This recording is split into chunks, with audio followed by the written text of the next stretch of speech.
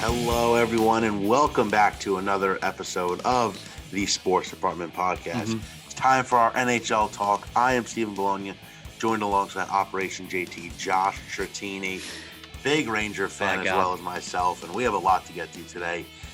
A lot of it probably surrounded by the Rangers. Major news coming out about their star player, Artemi Panarin, taking a leave of absence to deal with some personal stuff back home. We'll get into that in a couple minutes. The New York Rangers themselves have struggled a bit this season, as well as the New Jersey Devils. New York Islanders aren't also doing that hot. They're kind of middle of the pack.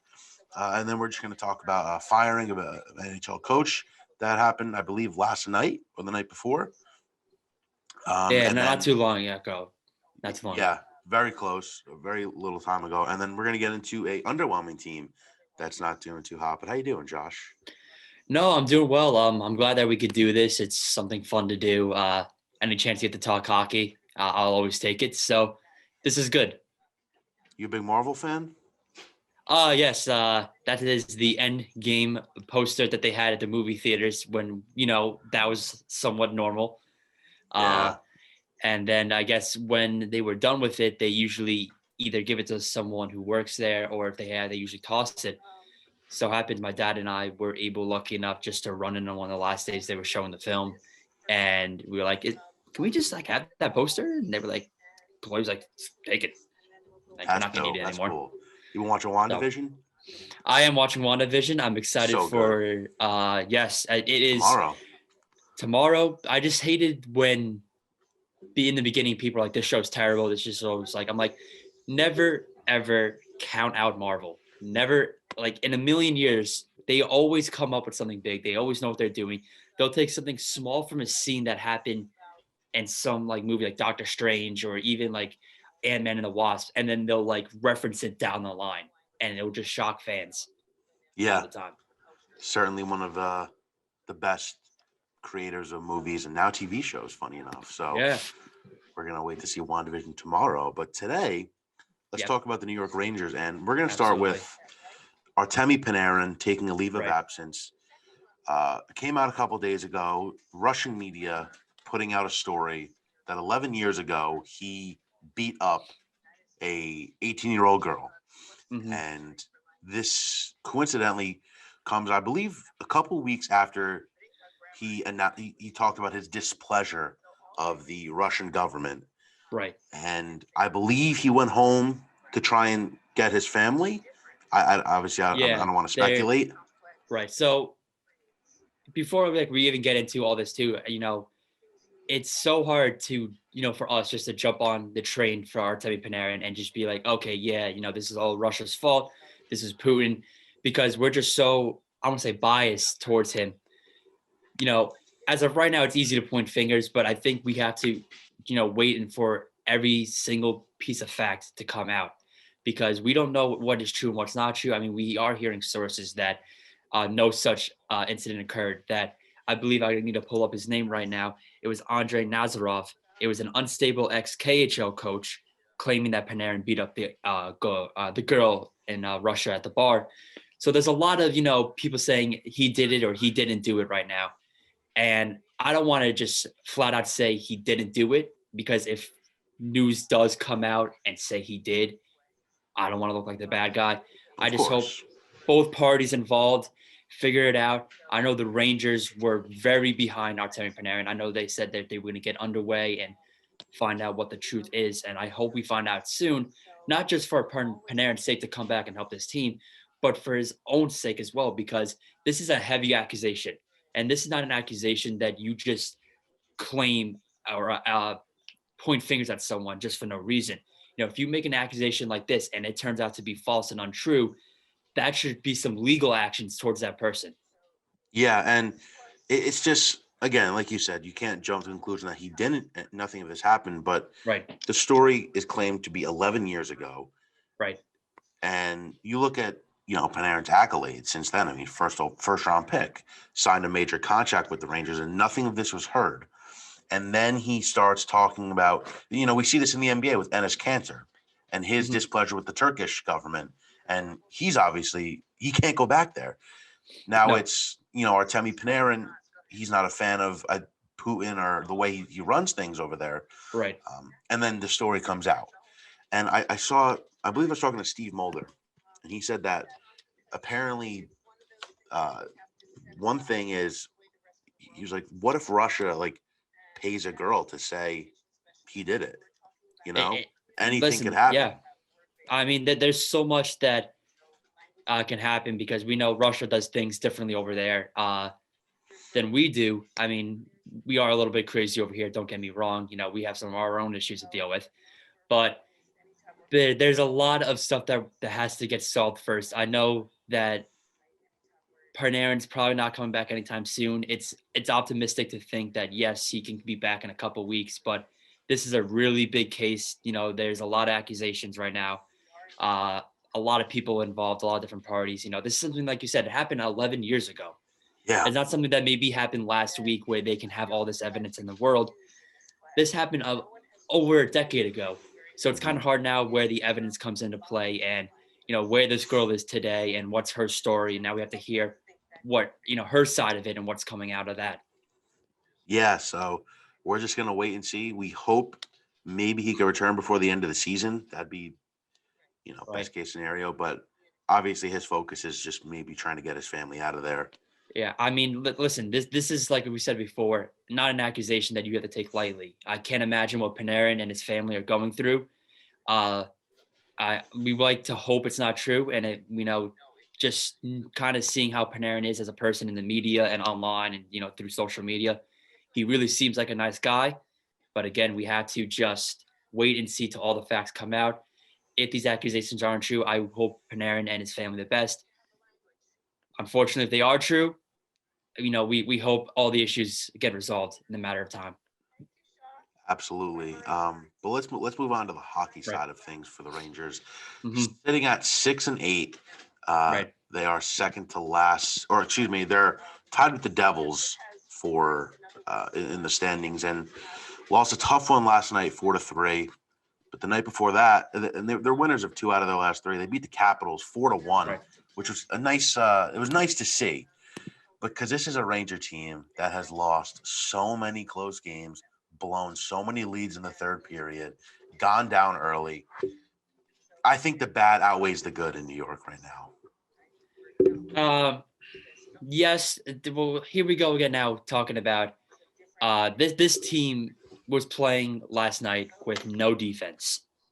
Absolutely. They were just, near to the bottom of their scraps, or to the point where, you didn't have Trouba, he was gone. You didn't have Hedel, he was gone. You didn't have Kakko, he was gone. You didn't have Panarin, he was gone.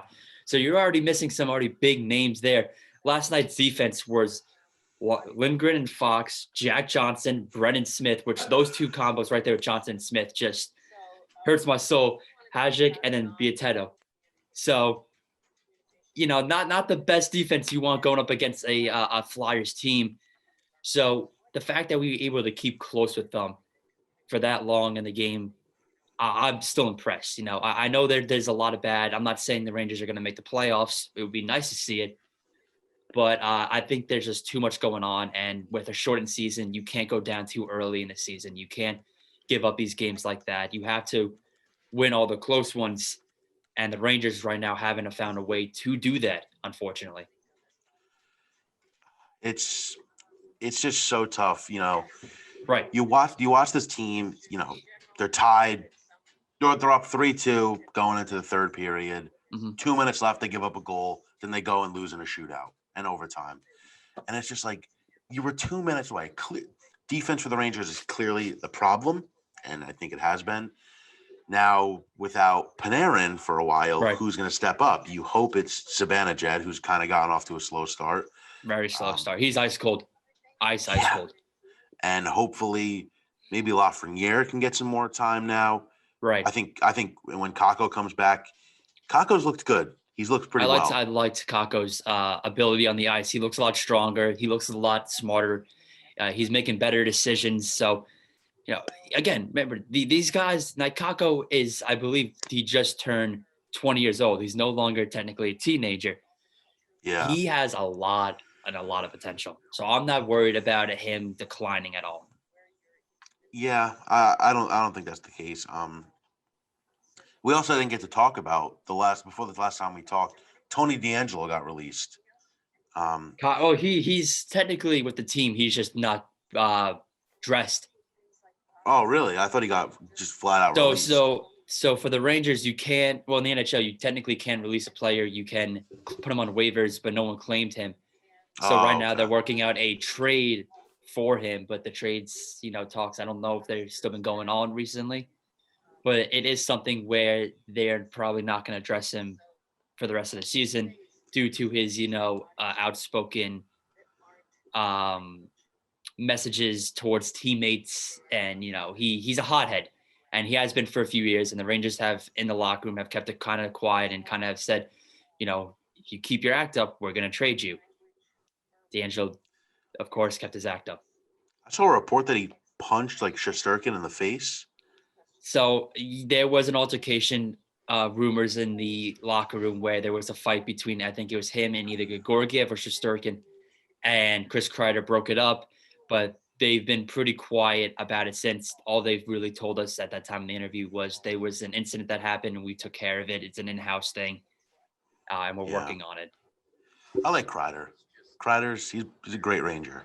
Kreider had a great game last night. He needed to step up. Like my friends and I were talking that Zibanejad has been ice cold. He's someone you need to step up. Panarin right now, he is taking his leave of absence. So now you need people like Kreider, Zibanejad. You need these guys to step up because right now they're the veteran presence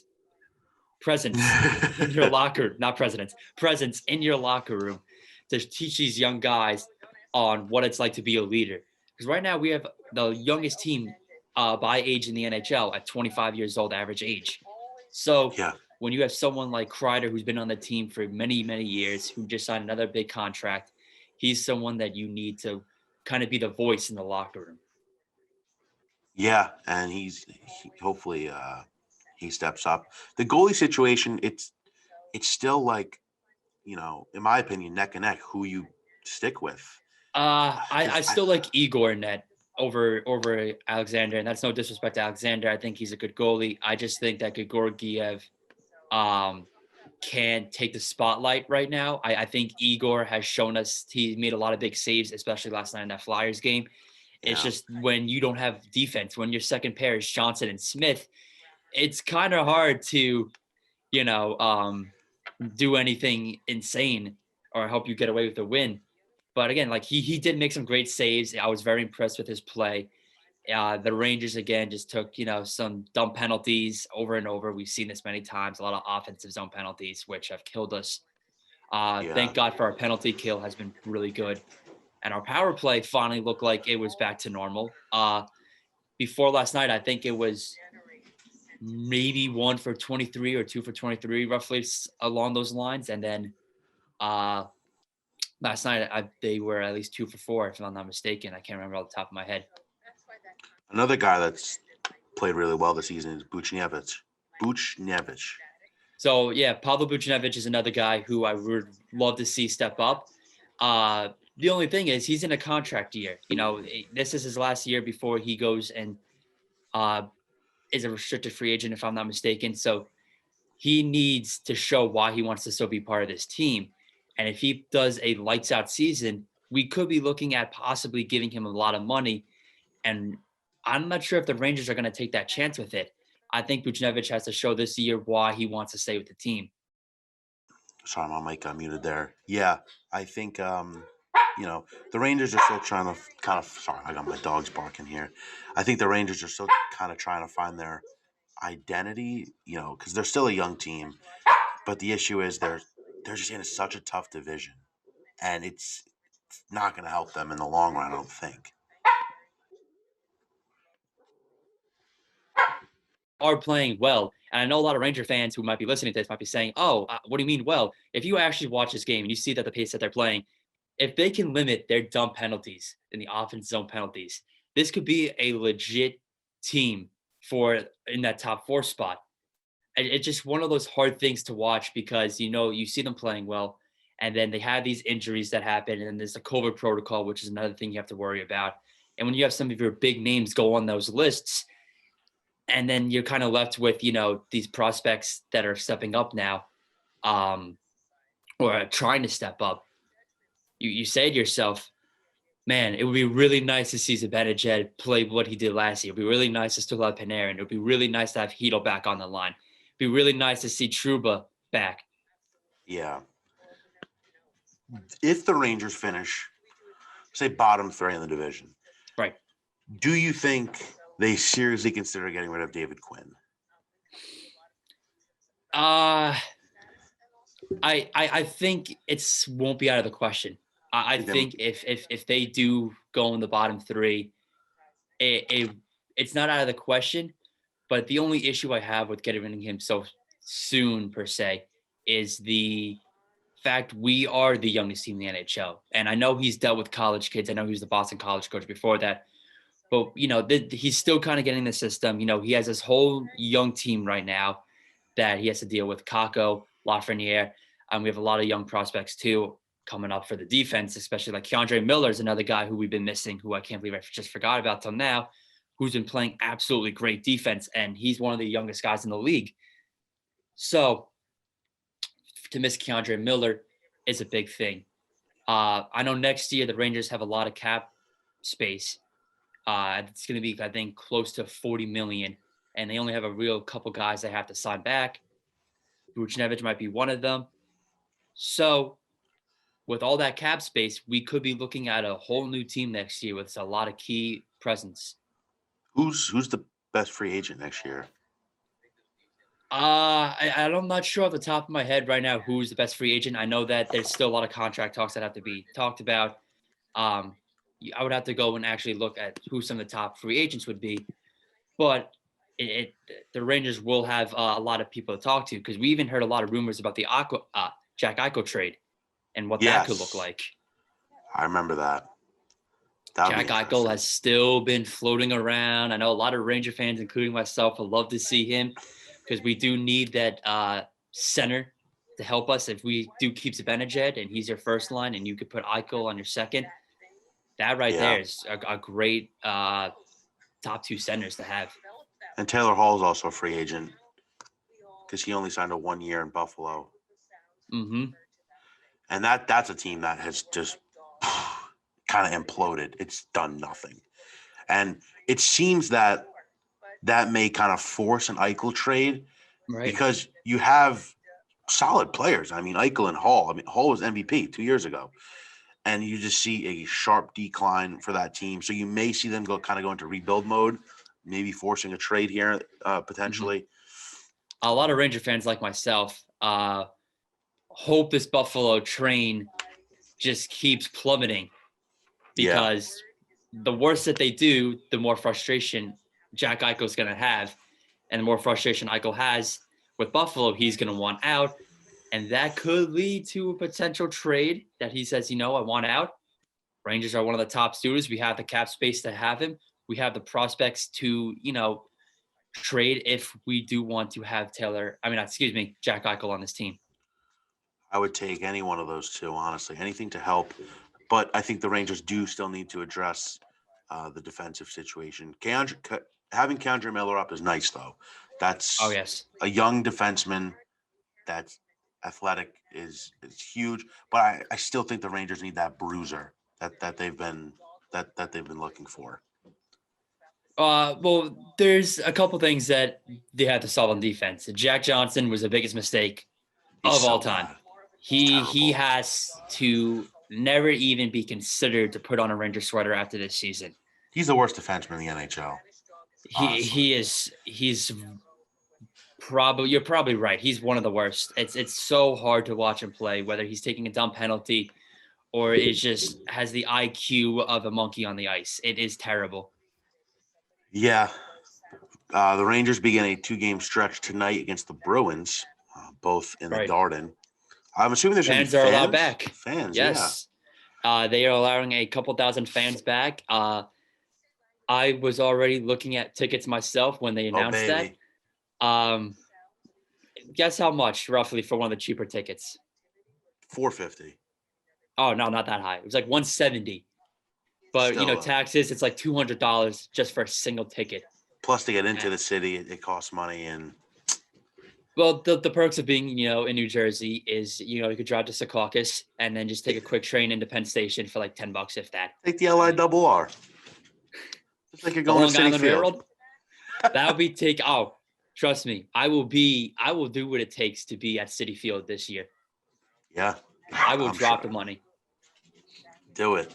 But yeah, the Rangers played tonight against Boston. Hopefully they can pull out a win here because they desperately need one. Sorry, tomorrow night. Is it? Oh, it says tomorrow. That's tomorrow my night. fault. Friday night is the Boston game. Listen, Boston doesn't really scare me too much. I've seen what the Rangers could do against Boston. They have played well against Boston. The last 2 times we played them, we lost once in OT, but we're a little careless. We kind of made some mistakes. And then the other time we played them, which was that following day or 2 days after, we lost only 1-0 to them. So this is a team that I think we could definitely play with. I know it's going to be hard without Panarin being on the team. It's going to be interesting to see who's available for that game. I think that if we do have possibly, I don't know if Hito's back. I think it's still too early for him because I know he just came off the COVID protocol and he's still working on himself. So again, this Rangers team, they're competitive, they're hardworking. They are. And as long as they don't take their offensive zone penalties and shoot themselves in the foot, they could pull out of Boston for these next two. I think with Boston, I think Pasternak's so underrated. He is. David Pastrnak, I think he's the best player on the team, honestly. I know Marchand's really good, but I think Pasternak's really underrated. Yeah, I'm going Pasta or Patrice Bergeron for those two. Yeah. Definitely. Patrice does play a good aspect of the defensive game as well as his offensive zone ability. So, Patrice is like that all-around player. But, I know Boston is a heavy favorite for a team to go on and win the Stanley Cup this year, and they have shown to be a strong competitor. But I don't know. It's just, not trying to be too biased here with the Rangers, but I really do think that when we did play them, we looked really well. And I know that was a different team a couple weeks ago. But, again, Rangers didn't have too many players against Philly, and Philly is another heavy favorite to even take this division. So I think that the New York Rangers can find a way to make it fun for us. Let's put it that way. Boston currently leading the East 11-3. So we'll see how that one plays out. Mm-hmm. We also just had a couple days ago the Lake Tahoe series, which was beautiful. I mean, it was right there on the lake. Oh my God, it was incredible. Unfortunately, a little too warm. little too warm. Ice condition were problems, and then the game had to go at midnight for Eastern time. That was funny, and the Avalanche came out with a win right against the Golden Knights. The game Philly for Boston was the most watched NBC Sports Network game, I think, for the NHL in the history. Wow, that's cool. But like where the rink was, it was literally like less than half a mile from the water. It was just a beautiful scene, beautiful landscape, and I like that idea. If they can find a way to not get the ice melted, I think that's a golden thing. It's something that I really think that they're going to look forward to doing more because, we've seen all different types of outdoor games. We've seen the Stadium Series, where they played at Yankee Stadium, where they played, I believe it was Notre Dame. We've seen all these different Stadium Series and outdoor games, which I think is something that the NHL loves to take advantage of. It would have been cool if, there was no COVID to see if they would have had fans at Lake Tahoe. Somehow set that up, but unfortunately, we have bigger issues to solve before we could have fans back into sporting events. Yeah, and I mean, maybe a way that you can kind of deflect that is just play the game at night. Maybe like 5, 6 o'clock at night, just to avoid the warmth. Excuse me, my dog's going crazy as usual. Probably the mailman. Does your dog want to weigh in on the Rangers scenario right now and how they're doing? Yeah, I know. She's probably not happy either. She hears me yelling at the TV all the time. But it was just, you love to see, new stuff like that being tried by the NHL because the Stadium Series is cool, but it's a stadium. It's a baseball stadium. So I don't know. I like the outdoor stuff, but it was just funny it went at midnight. Yeah, I mean, there was like, I guess if you saw the ice conditions, a lot of problems right there with the ice going off so early in the day, and you're over in California, I believe that's where Yeah. it took place. So sun is melting down on it, and there's a lot of stuff that didn't take precautions beforehand. But going off at night seemed to work for the Flyers Boston game. So Yeah. Just a quick look at the divisions. yeah, absolutely. Devils 6-6. They've lost a couple games due to COVID. Islanders 9-6. They're behind the Penguins, who said 10-6. Yeah, 9-6-3.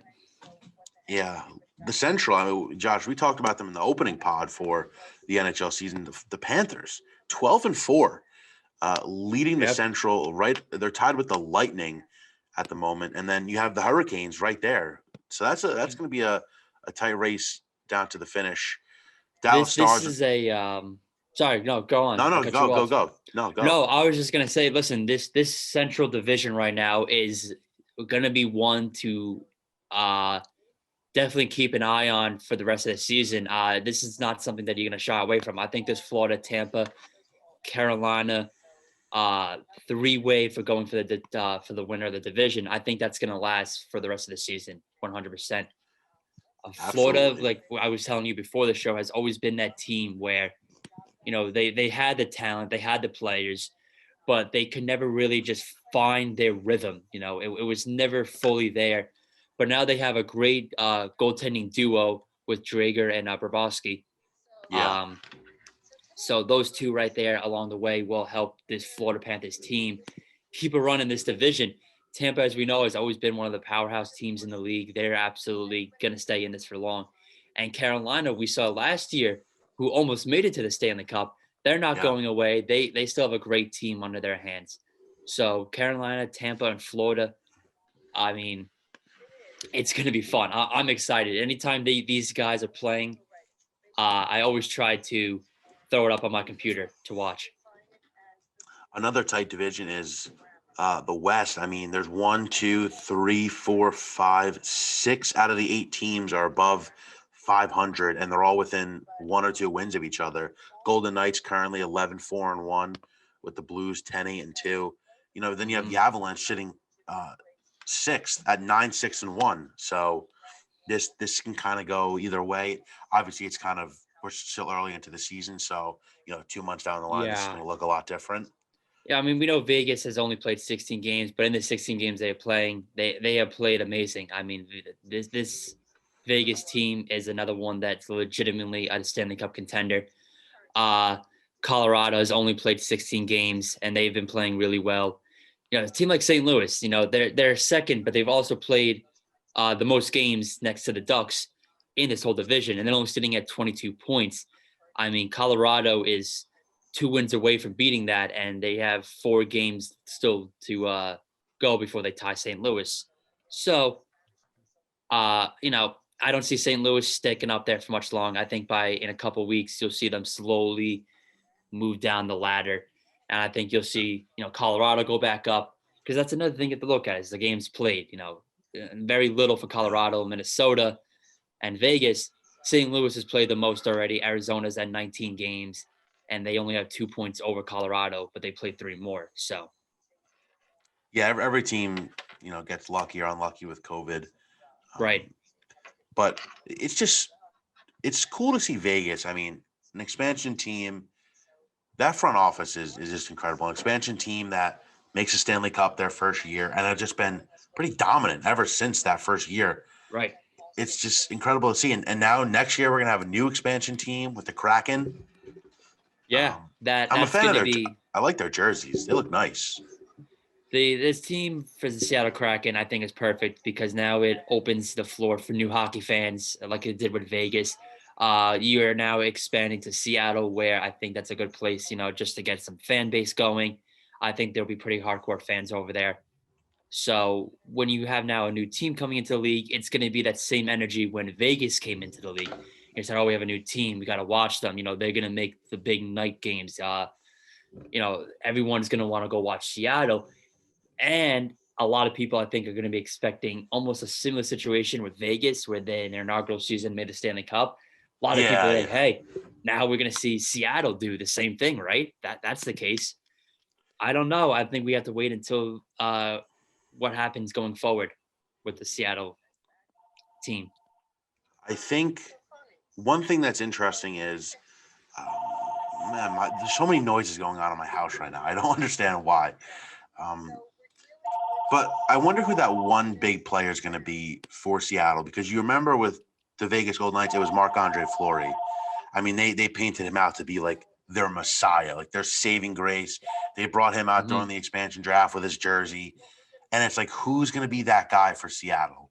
And I mean, we're going to have to wait and see. I don't know how free agency is going to work with them. You know, if they're going to be able to bid on the 2021 free agents, but they're going to be able to, pick their pieces where they want it with the, expansion draft. But I think it's cool. And like you said, Seattle they're a hardcore fan base. You know, you look at them with the Seahawks, they're hardcore. I mean, the Seattle Sounders have hardcore fan base. And I don't know where they're going to be playing their games, the Kraken. I don't know if they're building an arena for them. I haven't updated myself too much on the Kraken team just yet. I want to wait until everything's set in stone when they have their a little expansion draft, which I'm not sure when that's set in stone. I think it's in July, if I'm not mistaken, around the few weeks in July. It's probably when they'll have their expansion draft. Yeah. So I'm assuming they'll be in the West Division. I would assume so. Yeah, yes. Right? Yeah, because California. They said, yeah. And then the last division we have to look at is the North. The Maple Leafs 15-4-2, followed by the Oilers 13-8. This is another tough division. They will. Sorry to cut you off. They're going to be, in the Pacific with the Ducks, the Coyotes, Oilers, and the Knights. So they're going to be the two new expansion teams technically still, but in the Pacific. It's so hard now because we're saying like what the divisions are for this year, but they'll be in the Pacific going forward. Yes, I always forget about that. Yeah, we have the new divisions this year for COVID protocols. Yeah, and I don't know. I mean, I understand why they're doing it. It's just so boring to see the same 6 teams you play. I don't know. It's just obviously it's for safety, but right. They didn't want any traveling at all. And I get it. It seems that COVID's they've done a really good job at, barring a few teams here and there having a little outbreak. They've done a relatively good job with with their COVID protocols. And then the North, the Jets 11-6-1, the Canadians 9-5-4. They've had a little bit of a losing stretch. Recently just fired their head coach, Claude Julien. He's a Stanley Cup champion.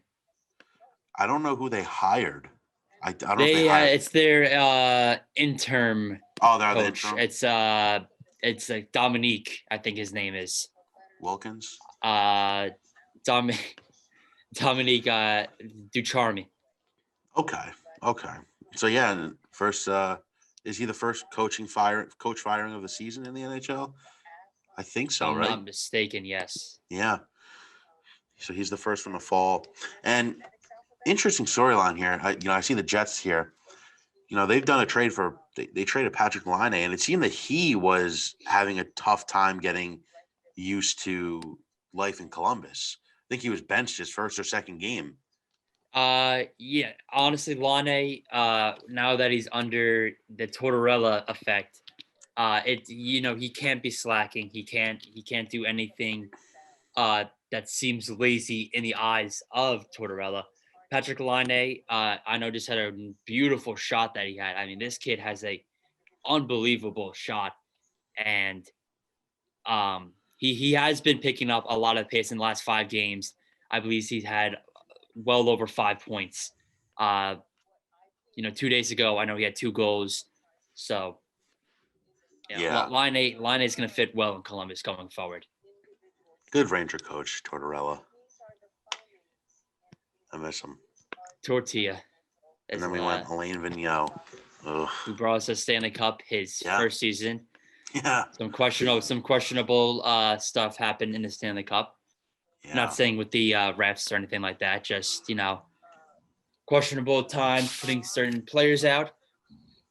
And then 2015 was supposed to be the year. Nope. Is there a team that's kind of underwhelmed you so far that you thought would be a lot better? That would have been to a lot better start. No, that's actually a good question. Damn. Underwhelming. This might come as a little too biased, but I'm going to stick to what I know. And it's the New York Rangers. Yeah. And I'm not saying that the New York Rangers were supposed to be this top 4 heavy team in the league. But what I see what they can do now on the ice and what I see what their real potential can be, actually watching them every night at home.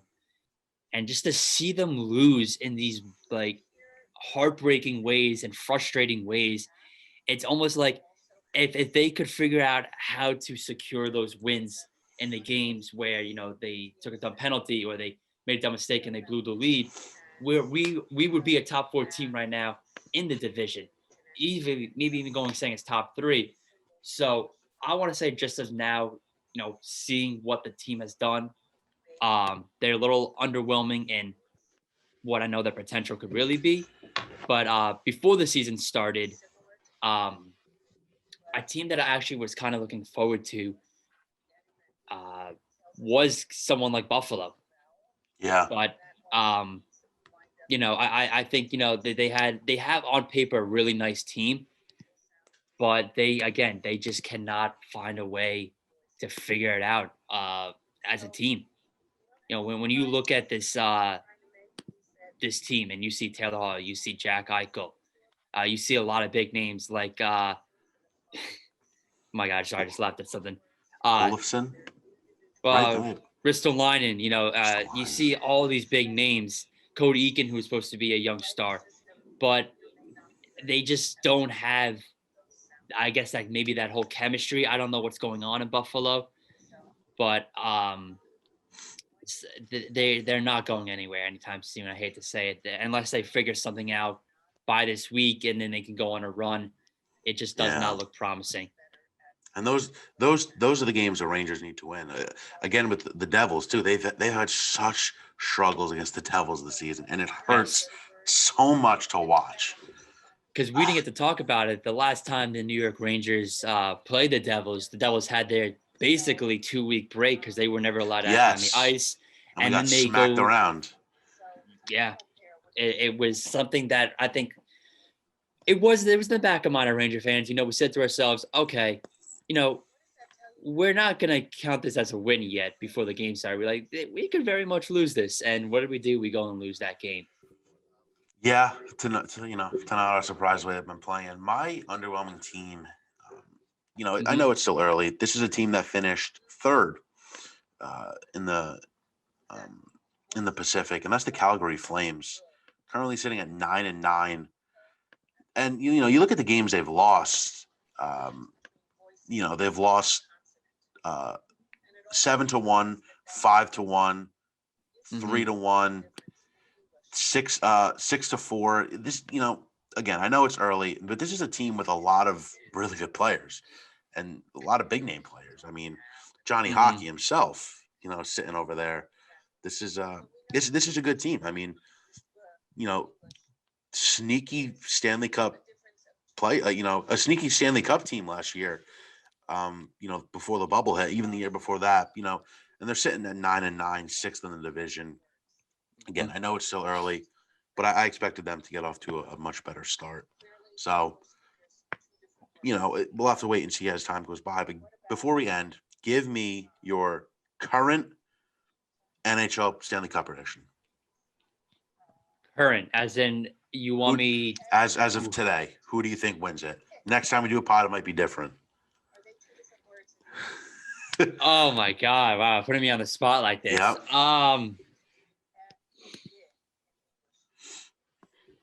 Wow. This is tough. It's tough because listen, there's a lot of good teams out there, and I think that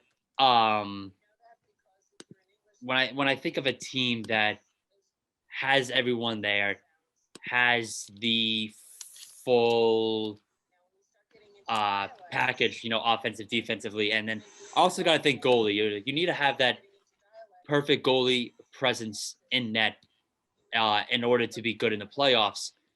And I think that the team that has it this year, which maybe I'd be okay with them winning this year, still not 100% sure as a hockey fan, but the Vegas Knights.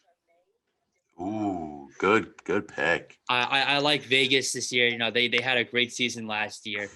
And I think that when you have someone like Marc-Andre Fleury-Net, who's been there before, you even have a backup Robin Leonard, who also has been there, not in the Stanley Cup, but has been in that presence, with tough games. He's been on a lot of teams. Yeah. The current odds still have the Avalanche as the favorite to win, which is kind of surprising to me. Followed by Vegas, Tampa Bay, Toronto, Boston, and the Hurricanes. Flyers and Oilers plus 1,600, not a bad bet, I don't think. I mean, those are two sneaky contenders. I listen, Avalanche, another team that I think I said in the beginning of the year were one of my favorites. Yeah. To do it, but they've been the favorite since day one, so nothing's really changed. I mean, it's a it's a crapshoot. It's fun. It's fun. I would love to see the Avalanche win just because, they're just a team that I really like. I have no hatred towards them, but I don't know. It's either them or Vegas, I think, right now. Those are my top two. Yeah.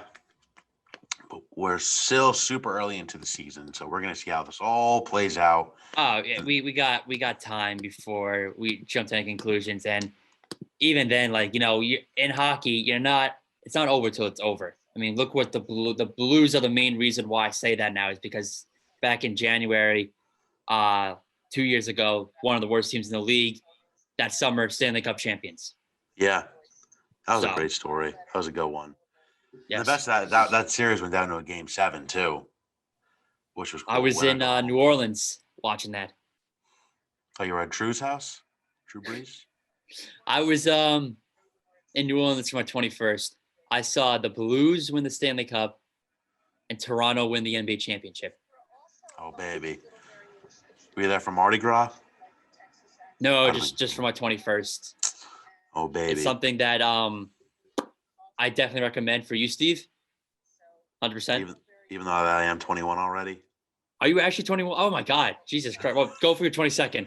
You wish me happy birthday. I did. You know what? I lose track of people's age at this stage, man. I don't even know what age anyone is. Yeah. I forget that I'm turning 23 this year, honestly. I said, they're like, oh, like, you excited for your birthday this year? I'm like, yeah, 22 is a big number. And they were like, you're turning 23. I'm like, yeah. Yikes. Oh. It's like, all right. Yeah. But we're gonna wrap it up there. Really good episode today, Josh. Thank you so much for hopping on. No problem. We're gonna be doing these every couple weeks, just giving an update on the NHL and some players. Thank you all so much for listening.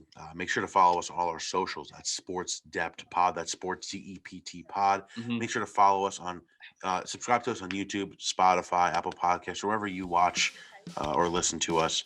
We greatly appreciate everything. I believe we have a wrestling podcast coming out very soon as well. We're going to be doing an NL Central preview of the MLB. I know Josh is excited for the NL East prediction pod. I would like to be on that if there's enough room. I know we have a lot of Met fans. I believe we do have enough room, so I'll make a call. Awesome. Thank you all so much for listening, and we will see you next time.